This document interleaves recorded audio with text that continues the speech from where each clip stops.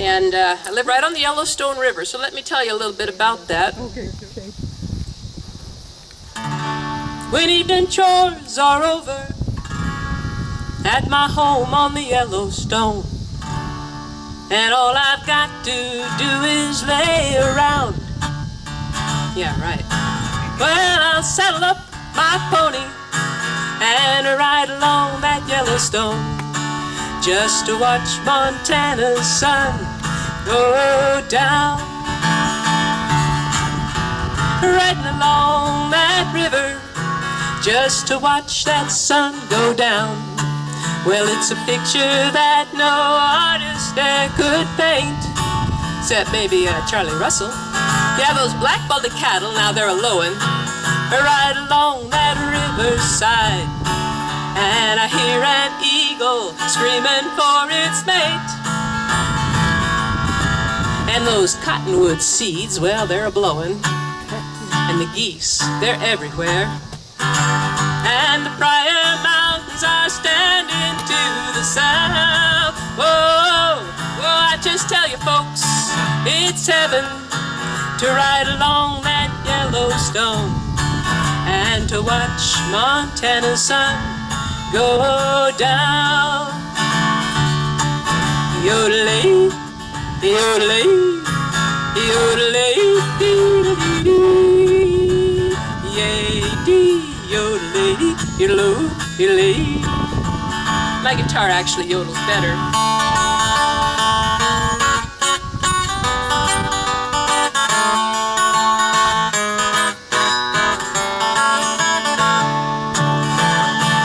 Don't you think? Yeah, those cottonwood seeds are blowing and typically making a mess. Yeah, and the geese, they're everywhere. And those Pryor Mountains are standing to the south. Oh, I just tell you folks, it's heaven to ride along that Yellowstone and to watch Montana's sun go down. Whoa, whoa, whoa, yeah, yeah, just to watch Montana's sun go down, yeah. Yodelay, dee, yodelay, yodeloo, yodelay, dee, dee, dee, dee. Oh, yeah! Well, now, actually, you might have heard a song real similar to that called Riding Down the Canyon. Anybody know whose song that was? What's Silver Screen Cowboy saying, Riding Down the Canyon? Oh, come now. No, that's a good guess. Old Gene Autry. Yeah, that was a Gene Autry tune. Actually written by Smiley Burnett, but became one of Gene's songs. So, but I had to change it, you know, because I don't live in the desert and I don't see the granite spires standing all around. I just see what I see right there in the Yellowstone Valley. So my husband and I do actually ride along the river, and we do actually watch the sun go down. So I wrote a love song. It's actually his love song to me, but he's not the singer-songwriter, so I have to do it for him. But you can picture him up here. Try that. My husband should be up here singing this. And if any of you know Merritt, you can see the humor in that. But this is called Heavenly Here with You.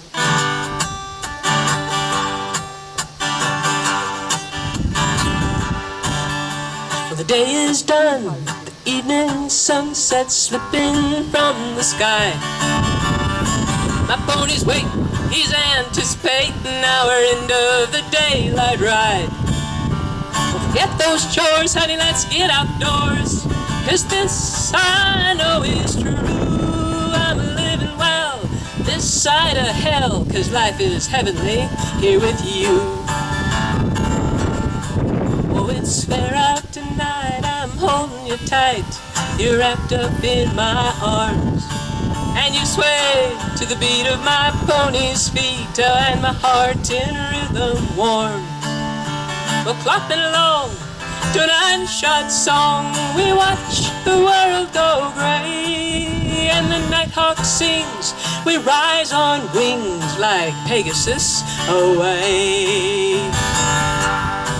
Yeah, let's ride along the river. Let's watch the sun go down. Oh, it's a Charlie Russell scene, painted pink and gold, yeah. And it's painted on his canvas drawn. It's a gift from God, he has my nod. 'Cause life is heavenly, life is heavenly, heavenly, so heavenly. Life is heavenly here with you.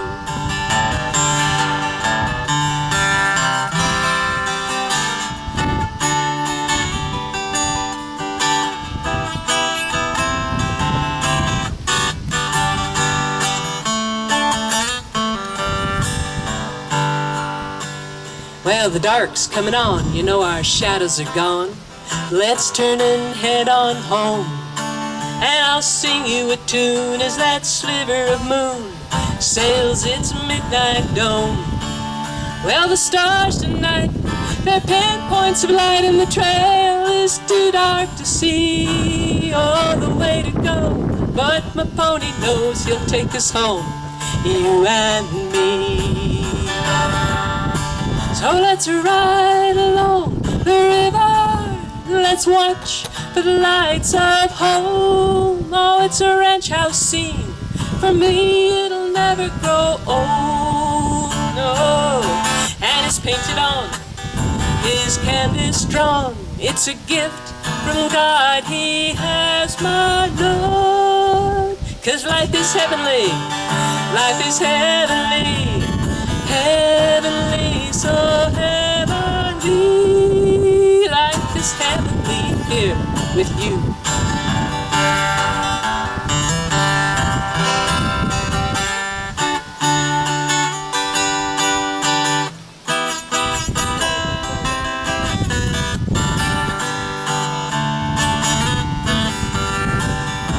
Heavenly here with you.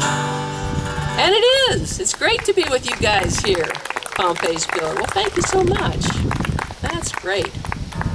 Well, I tell you what, it's all about the ranching and farming life here, and cowboy is that central figure. So.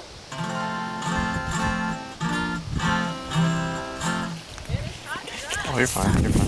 Are y'all getting enough water? Be sure you're drinking lots of water. Yeah, that's important. And I see you're finding the shade. Bob, how come you're sitting right smack in the middle in all that sun? I was listening to the speakers. Okay, that's a good excuse. Good excuse. All right.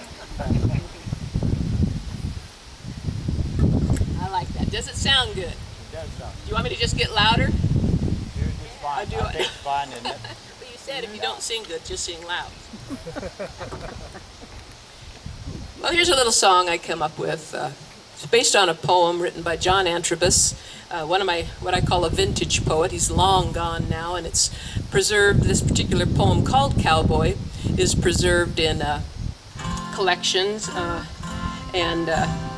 so it's all about that guy, the cowboy, and those things about him that we idolize, I guess you could say, the good parts of him, cowboy.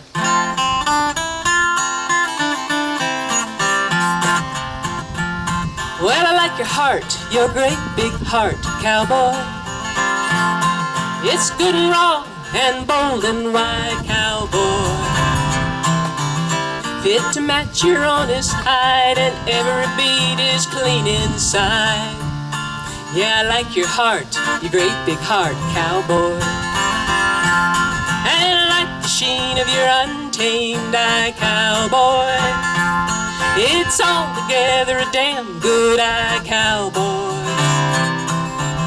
Nothing smooth or slick or sly, just a bit of that clear blue sky. Yep, I like the sheen of your untamed eye, cowboy. Oh, cowboy, yep, cowboy. You ride the ranger spirit of the open plain, cowboy. Oh, cowboy, you're the heart of the West, you are the best, cowboy.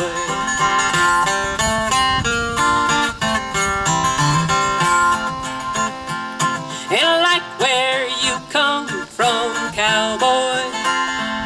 You free and unbroken son of a gun, cowboy.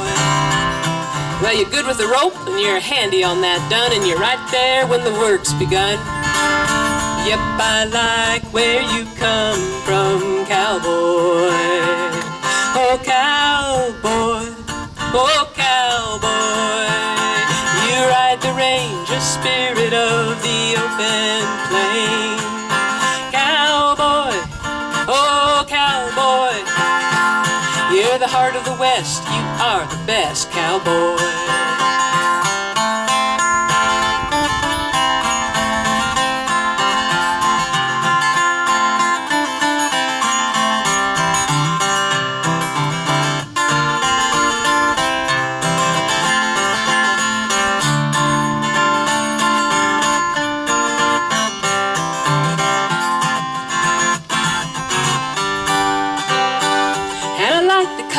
Your sun-cooked jaw, cowboy. And I doff my hat to your coat and law, cowboy. 'Cause you're the best of men I ever saw. You know I'm proud to shake your paw. Yep, I like the cut of your sun-cooked jaw, cowboy. Oh, cowboy, oh, cowboy. You ride the ranger spirit of the open plain.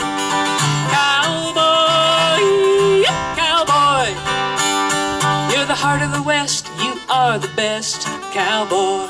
Yeah, you're the heart of the West, you are the best, cowboy, cowboy.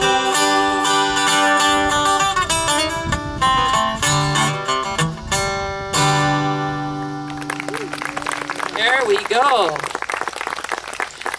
By golly, I am right on time. Can you believe it? Well, we're going to do a little 15-minute segments. There's 4 of us here. We've got 2 fabulous cowgirl, cowboy poets, however you want that genre, that gender thing kind of crosses over. We're going to have Ann Seacrest coming up here. She's from Bowman, North Dakota. But actually, your roots and everything are right out of Hardin, are they not? Miles City, Montana. Well, I was a little off there. Miles City, Montana. So any of you... Oh, excuse me. All right, Ann Hansen. There you go. What a great job this MC's getting right off the bat here. So let's welcome, please, Miss Ann Hansen. She's a wonderful poet. We're excited to hear from her.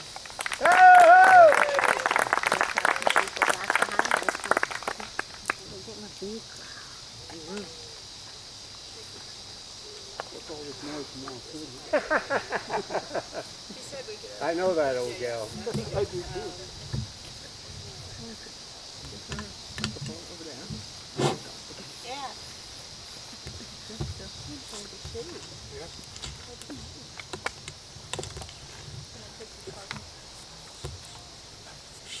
They made this podium this morning and they forgot to put a little lip on it, so here goes my book. Yep. I guess we'll just have to deal with it. It's like when you got a pair of pants on, no belt. Pants want to come down. Okay, I wrote poetry since 1960. I can't say that it's getting any better or any worse, but I keep writing it and telling people about it and have published a couple, 3 books. And so I'm pleased that Sunny asked me. She's an old friend, Sunny Hope. Probably.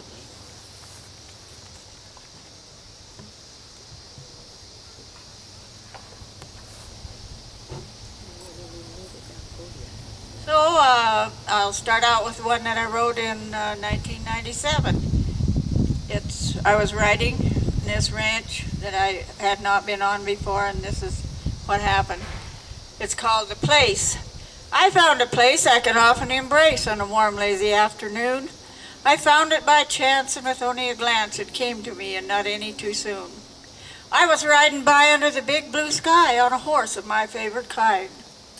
Gentle old pony that I call Roni, a finer one I could not find. We were jogging along, I was humming a song. My mind was in a humbling mood. The month was in June, and my light-hearted tune was Western, although somewhat crude. I reflected a life without any strife. It was country living for sure. the thoughts of cattle and sheep and not too much sleep, a life that we used to endure. I rode up this draw, and that's when I saw an old cabin beneath a big tree. I sat there alone. What a neat one to own. I wish it had belonged to me. And just down a ways, following my gaze, was a little stream running by. It trickled with laughter and seemed to run after the big clouds floating in the sky. I dismounted my horse to explore, of course, the beauty of a scene such as this. I gazed all around, and pretty soon I found there seemed to be something amiss. There should be a shack with a path out back, a two-holer with a magnificent view. I walked around a hill, and there it stood still, together with a door on it too. And there in their quest the birds built a nest, and in the nest were 5 bluebird eggs. And that isn't all. Up there on the wall, toilet tissue still hung on some pegs. A little round mirror with glass that was clear hung there on a rusty old nail. The calendar by the door said the year was 54, with numbers that were getting kind of pale.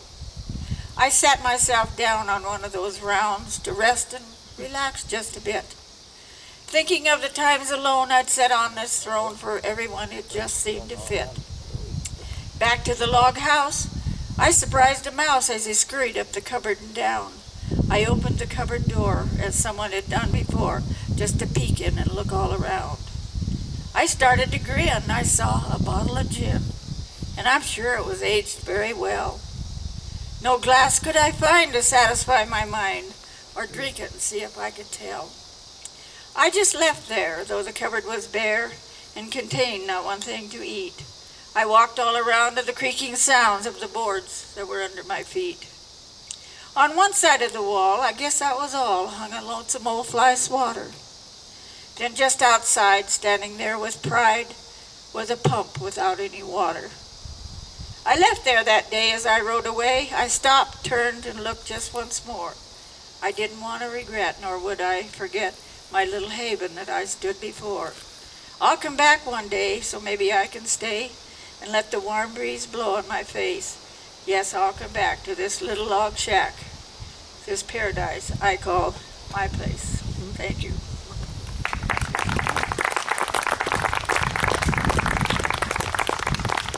This one was written in 2008, but it's about a cowboy that I had cowboyed with some. And I studied him a lot because he was kind of a quiet, strange person, but a good hand. And it kind of enticed me to write this. It's called The Lonesome Cowboy.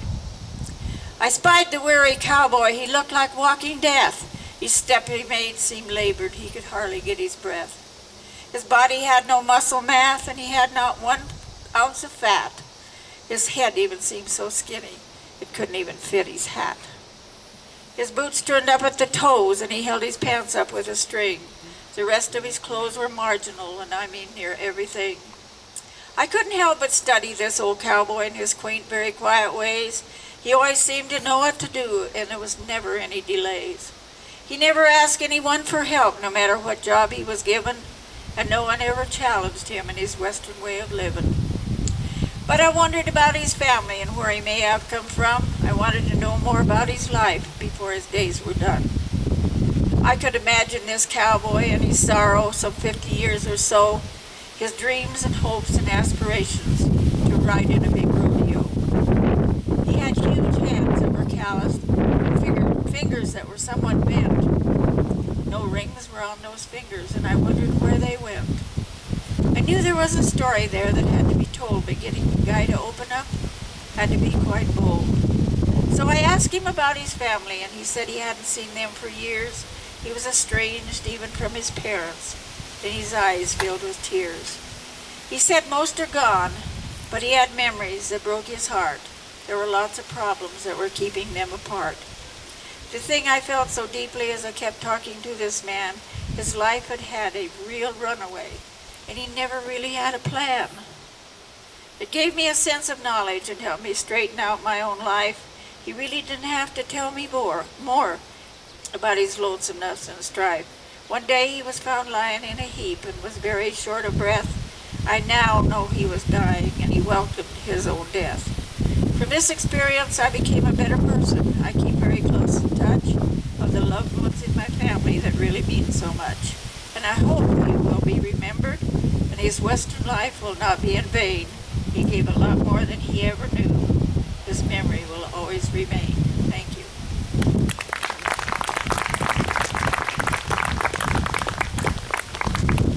See how I'm doing with time here. I've got to do this. Now the GPS. This is about a friend of mine, wonderful friend, cowboy, and he's an older gentleman. He's not used to newfangled things, so this is an experience with a GPS. In a world of great technology that we contend with today, the ranchers have grasped some of it, even though at their dismay. My rancher friend, old Albert, who has cowboyed all his life, he lives without all these luxuries. He has 3 children and a wife. Now, Albert's the kind of a guy who laughs no matter what's up. He always seems to see a funny side and answers with a yup. His life has been with cattle and horses that treated him very well. He always has a very uncomplicated life as far as I can tell. But Albert's a real prankster. He never smoked or drank. He raised his deceased brother's 3 boys, and they have him to thank. Albert never had a lot of luxuries like all his neighbors did, but he didn't care. The kids had a life envious of other kids. Albert never bothered anyone and had a huge respect for his friends. He lives his life quietly, and his love for his life never has no end. He entertains tourists from many other states on the real Western way of life and all that it relates. He constructs old buggies and wagons and makes them look like new to bring back the old West and all that they'd been through. His children are some of the best horsemen in the West. They have rodeo horses, riding horses, and work horses at our best. As Albert grows older, he has some health problems that slow him some. He deals with them as cowboys does and comes home when work is done. His neighbor's ranch had been sold to a non-rancher, much to his disgust, a big, tall guy who wasn't friendly and Albert felt he couldn't trust. So Albert kept his distance. He didn't associate with the guy at all, but at 84 years young, Albert sized him up, and he didn't think he was really that tall. One day Albert was trailing some cattle to fresh pasture out his way. He saw a new shiny pickup coming, with big horns on the front for a display. He gave Albert a pretty good clue as to what the guy was all about. He was ranching like Bonanza, and he wanted to keep the neighbors out. The guy blew his horn and he drove right up into the cattle and he scattered them. He jumped out hollering profanity, waving his arms and swearing again. "Do you know where you are?" he hollered as Albert rode up there. "Of course I do," says Albert as he got off his horse and stood there with the stare. Albert's horse was rubbing on the guy's fancy pickup, scratching paint. This really ticked old Albert, as the guy thought he was a saint. They continued this ranting and said, "You're on my land, you know. This GPS in my truck doesn't lie, and I'm telling you it's so." Well, Albert eyed the guy, and he'd heard about enough of his GPS and stuff. So at 84 years of age, he decked the guy with one punch. He wasn't really that tough. Well, Mr. Neighbor got up, he got in his shiny pickup, and he headed straight for town to get the sheriff and have Albert arrested for knocking the horse out down. So sheriff arrested old Albert for assault and battery, and a court hearing was set. Albert testified that GPS was scaring him, and it still does yet. So, Judge, I felt threatened by the gadgets that were in his pickup truck. Albert thought he was convincing the judge that something was amok. But the neighbor's big black eye proved to the judge that Albert had assaulted the guy. So a $150 fine was given. That made old Albert sigh. "What do you say for yourself?" the judge said after hearing the evidence. Albert replied, "It's the best $150 that I have ever spent." So he could take all of his newfangled gadgets and all of his ranch knowledge, I guess, and put them where the sun don't shine and include that GPS. Thank you.